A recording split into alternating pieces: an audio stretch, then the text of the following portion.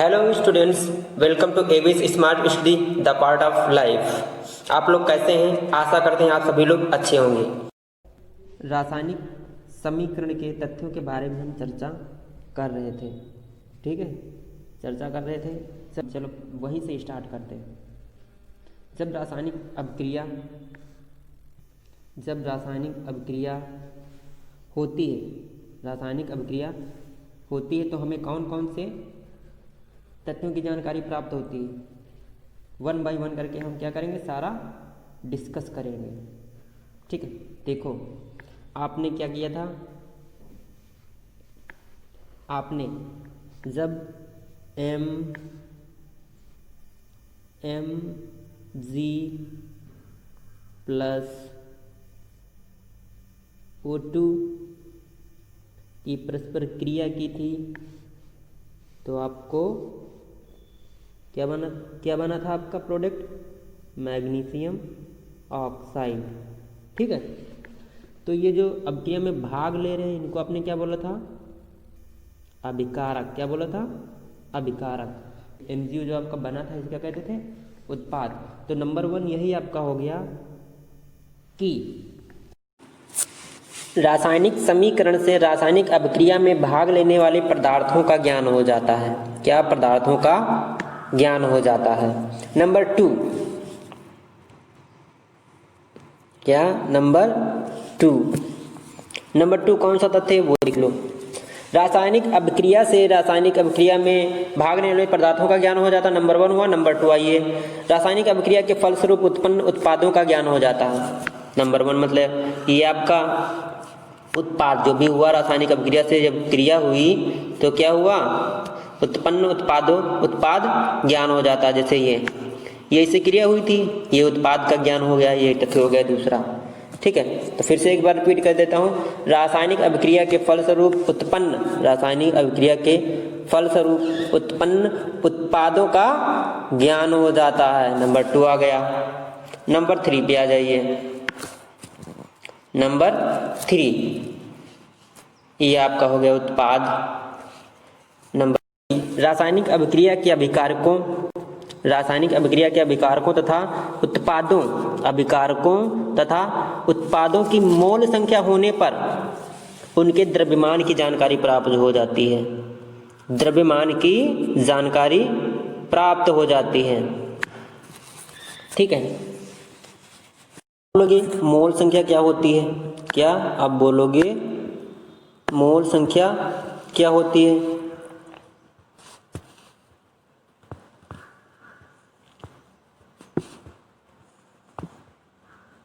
मोल संख्या क्या होती है? ठीक है, मोल संख्या का मतलब है, यहाँ पे देखो कितना दिया था, कलर चेंज कर लेते हैं जिससे आपको पता चल जाए। ठीक, या इधर देखो, यहाँ पे mg का क्या है, 1 है, और इधर mg का 1 है। अब बाईं तरफ O2 के 2 हैं, मतलब ऑक्सीजन के 2 मोल हैं, और इधर 1 मोल है। 1 मोल है। जो हम नेक्स्ट टॉपिक पढ़ेंगे संतुलित रासायनिक समीकरण, क्योंकि एक नियम होता है। क्या होता है? एक नियम होता है, द्रव्यमान संरक्षण का नियम। द्रव्यमान संरक्षण का नियम क्या कहता है कि अभिक्रिया में भाग लेने वाले अभिकारक तथा उत्पाद के मोलों की संख्या बराबर होनी चाहिए। क्या होनी चाहिए? बराबर होनी चाहिए। तो मैंने अब रासायनिक समीकरण के तथ्यों के बारे में बात कर ली है। अब आपको बताते हैं कैसे इनको पॉइंट टू पॉइंट लिखना है। ठीक है, ये देखो आगे आपके रासायनिक समीकरण में निम्नलिखित कौन कौन से तत्वों, यहाँ तत्वों नहीं होगा, तथ्यों होगा। क्या होगा? तथ्यों। ठीक है, तथ्यों यहाँ पे हो गया कि जानकारी प्राप्त होती है, लिखिए। ठीक है, नंबर 1 रासायनिक समीकरण से रासायनिक अभिक्रिया में भाग लेने वाले पदार्थों का ज्ञान होता, मैंने आपको बताया। नंबर 2, रासायनिक अभिक्रिया के फलस्वरूप उत्पन्न उत्पादों का ज्ञान होता है, यह भी आपको बताया। नंबर 3, रासायनिक अभिक्रिया के अभिकारक तथा उत्पादों की मूल संख्या होने पर उनके द्रव्यमान की जानकारी प्राप्त होती है, यह भी आपको बताया। ठीक है, चलो अब मैंने रासायनिक समीकरण के तथ्यों के बारे में जानकारी प्राप्त कर ली। अब चलते हैं हम नेक्स्ट टॉपिक पे, जो हमारा मेन टॉपिक अब आ रहा है। ठीक है, ओके चलते हैं। ठीक, ये दिया है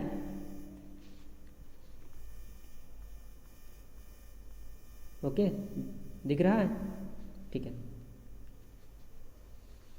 ये संतुलित रासायनिक समीकरण का महत्व। क्या? संतुलित रासायनिक समीकरण का महत्व क्या होता है उसको मैं पहले पढ़ देता हूँ, आप अपनी बुक में भी देखिए। ठीक है, पढ़ रहा हूँ, सुनना।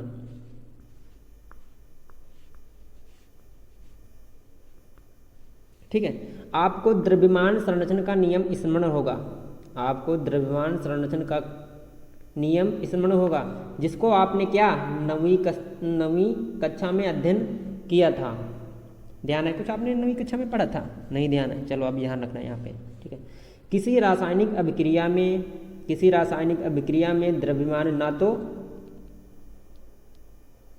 निर्माण होता है और ना ही विनाश होता है। अर्थात किसी रासायनिक अभिक्रिया के उत्पाद तत्वों का द्रव्यमान अभिकारक तत्वों के कुल द्रव्यमान के बराबर होता है। ठीक है, दूसरे शब्दों में इसे क्या कह सकते हैं? ठीक है, रासायनिक अभिक्रिया के पहले एवं उसके पश्चात प्रत्येक तत्व की परमाणु संख्या क्या होती है? समान होती है। यही रासायनिक समीकरण का महत्व है, संतुलित रासायनिक समीकरण का महत्व है। ठीक है, अभी बता रहा हूँ, एग्जाम्पल के थ्रू बताऊंगा आपको। ठीक है,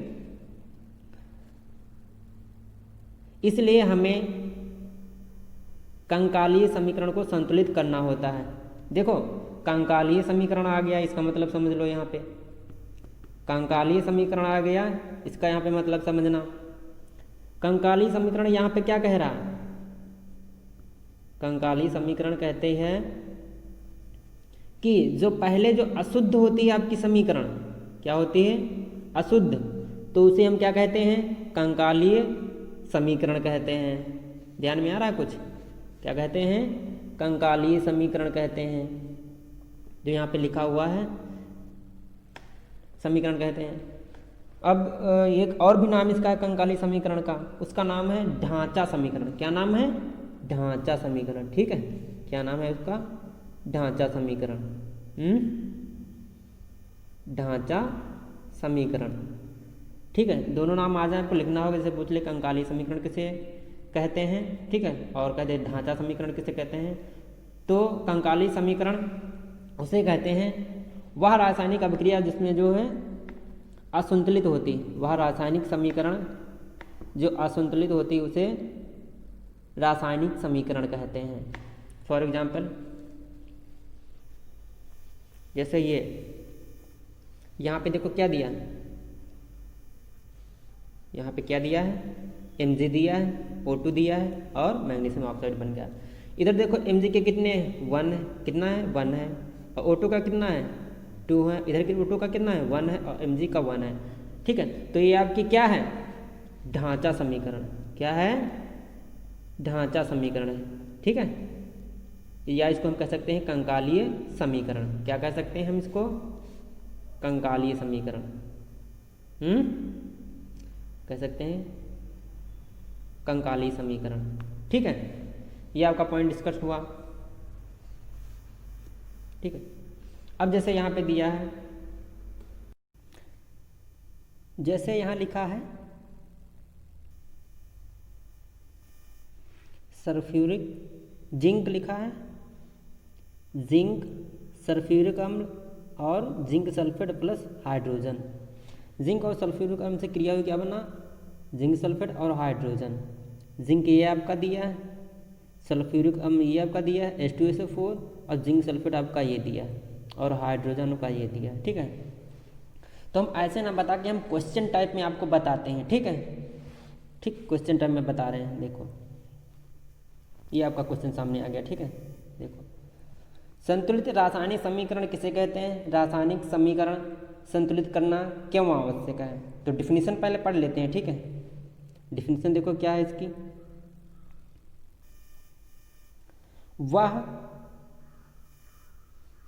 वह रासायनिक समीकरण जिसे दोनों पक्षों में प्रत्येक तत्व क्या होते हैं?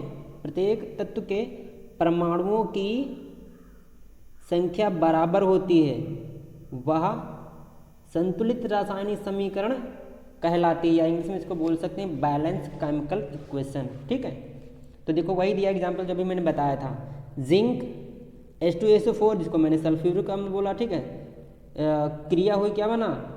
जिंक सल्फेट बन गया, आपका हाइड्रोजन गैस उड़ गई, ठीक है। अब इसको हमें संतुलित करना है, देखते रहना, ध्यान देते रहना, ठीक है। संतुलित करना है। देखो ये जिंक क्या है आपका? जिंक आपका तत्व है, ठीक है। अब कितने तत्व हैं आपको पता होना चाहिए, आपको मैंने तत्व याद करने को भी बताया था, ठीक है। जिंक आपका तत्व नंबर 1 हो गया, ये आपका क्या है? जिंक हो गया 1 नंबर, ये आपका तत्व हो गया। हाइड्रोजन भी आपका तत्व हो गया, और H2SO4 ये भी आपका एक तत्व हो गया, ठीक है। S भी आपका तत्व हो गया, और ये भी तत्व हो गया O, ऑक्सीजन, ठीक है। ये आपके क्या हैं? तत्व। तो कितने तत्व हैं आपके? यहाँ पे हम लिख देते हैं, ठीक है। कितने टोटल हैं? 1 2 3 4। कितने हैं? 4। तो लिख देते हैं। देखो यहाँ पे हम पहले लाइन ड्रॉ कर लेते हैं, कलर चेंज करके।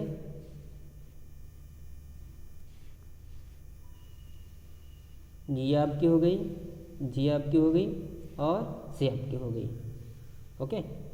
ये अब हमें इस इक्वेशन में ये देखना है कि अभिकारक के उधर जितने तत्व हैं उतने तत्व उत्पाद के उधर भी होने चाहिए, तब जाके हमारी ये इक्वेशन क्या होगी? बैलेंस होगी। तुम वही चेक करने के लिए कर रहे हैं। देखो यहाँ पे जिंक लिखते हैं, पहले क्या लिखना में है? जिंक, ठीक, जिंक लिखा मैंने।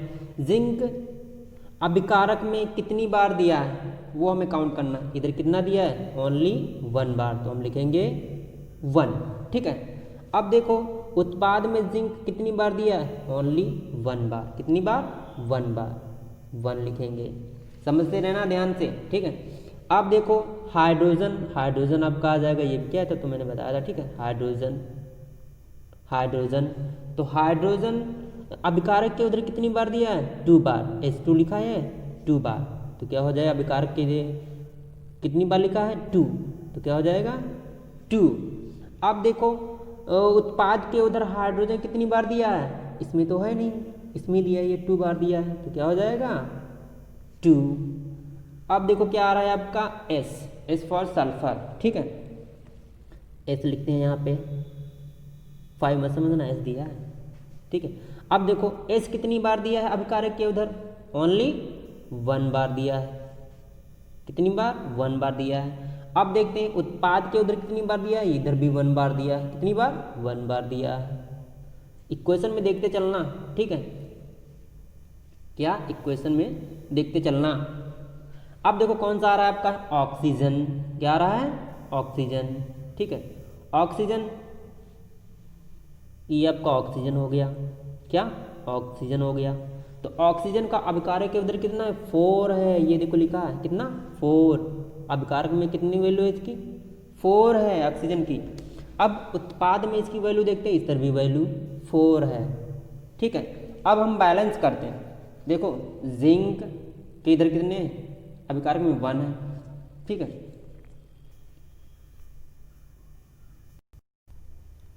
इस प्रकार हम देखते हैं कि अभिकारक तथा उत्पादों में परमाणुओं की संख्या समान है, अतः उपयुक्त रासायनिक समीकरण संतुलित है। कैसे? देखो अभिकारक में, कलर चेंज करके बताते हैं आपको, ठीक। अभिकारक में ये देखो इतना दिया, ये आपके हो गए अभिकारक, ये बराबर इधर।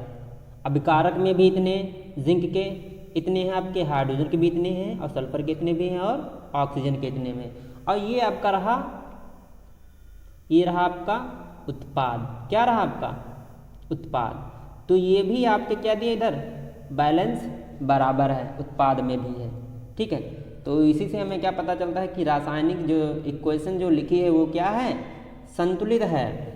ठीक है, मतलब वही लिखा है। ठीक है, इस प्रकार हम देखते हैं कि अभिकारकों तथा उत्पादों में तत्वों के परमाणुओं की संख्या क्या है, समान है, अतः उपयुक्त रासायनिक समीकरण क्या है, संतुलित है। ठीक है, क्या करता हूँ, जितना मैंने बताया ये समझ में आ गया होगा। अब हम नेक्स्ट क्वेश्चन पे बढ़ते हैं। ठीक, नेक्स्ट क्वेश्चन आ गया आपके सामने। ठीक है, रासायनिक समीकरण संतुलित करने की आवश्यकता क्यों पड़ती है? संतुलित ना करें तो क्या नहीं हो सकता? नहीं, संतुलित करना होता है हमें, क्योंकि उसमें द्रव्यमान संरक्षण के नियम को संतुष्ट करना होता है। ठीक, वही आंसर दिया, पहले पढ़ो। द्रव्यमान संरक्षण के नियम को संतुष्ट करने के लिए हमें रासायनिक समीकरण को क्या करना पड़ता है? नेक्स्ट टॉपिक आएगा, उसमें हम रासायनिक समीकरण को संतुलित कैसे किया जाता है, इस टॉपिक पे बात करेंगे पार्ट 5 में।